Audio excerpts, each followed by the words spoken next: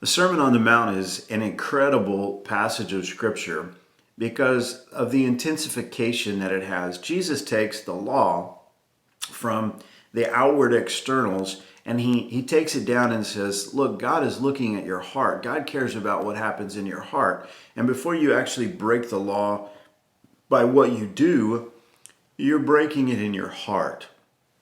So he says that lust is adultery, and he says that hatred is murder, and things like that.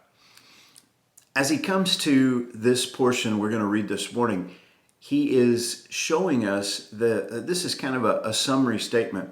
And this is a tool that he's given to us. This particular passage of Scripture is so incredibly, unbelievably important because it's the kind of thing that you can use that's at your disposal every minute of every day. And you don't have to run through this whole litany of, well, should I do this or that? And is this right or wrong or that? This makes it pretty simple in regards to the second of the great commandments. Now you remember a lawyer came to Jesus. He said, what's the greatest commandment? Jesus said, you know what this is. Love the Lord your God with all your heart, soul, mind, and strength. The second is like unto it. Love your neighbor as yourself. Okay, so when we come to this verse, this one helps us sort out God's word and the law in regards to that second commandment. It goes like this. Therefore, all things whatsoever you would that men should do to you, do ye even so to them, for this is the law and the prophets. Many have called this the golden rule, and some people would love to rip this out of the Bible and kind of do away with the rest of Scripture and just keep this one. Well, that won't work. This is a very helpful and at the same time an unbelievably challenging statement. But it really does make things simple. In regards to God's law in dealing with other people, this one sums it up pretty much. How would you like to be treated?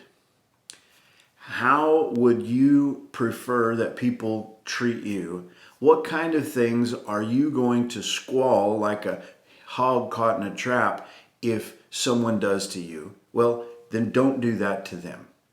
What do you want for people to do in your life that are going to be good, blessing, beneficial, just simple neighborly kind of things that are going on? Well, you need to be actively doing those kind of things. That's how you should treat other people.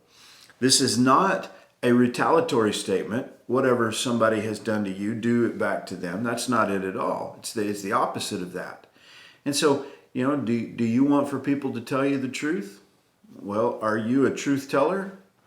You see, by the way, this is not a karmic statement either. We got this karma stuff floating around again in our cultures. No such thing as karma. But this is not, if you do bad things are going to come back to you. And if you do good things are going to come back to you. That's not it at all. It has nothing to do with the way the other person acts, reacts, or treats you. It has everything to do with you living your life in view of God, you living your life as a follower of Jesus. How are you to actively treat others? And he says, well, it's pretty simple. How would you like for others to treat you? Then you do that in regards to them. Do you want for your neighbor to be a good neighbor and take care of a common fence between you? Well, then you help take care of a common fence between you. Do you not want your neighbor to drive on your property? Well, then don't drive on your neighbor's property. Now, you say, well, what if my neighbor is doing bad things to me? Doesn't matter. You still are to treat your neighbor the way that you would want to be treated. And you see, this is amazing because it's just like most of the things in God's Word. It's really not terribly hard to understand.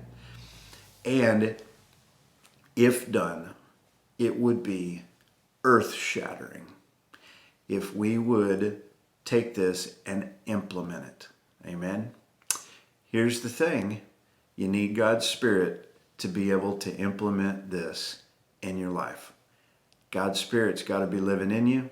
You got to be a follower of Jesus to live according to His Word. God bless you. Have a great day.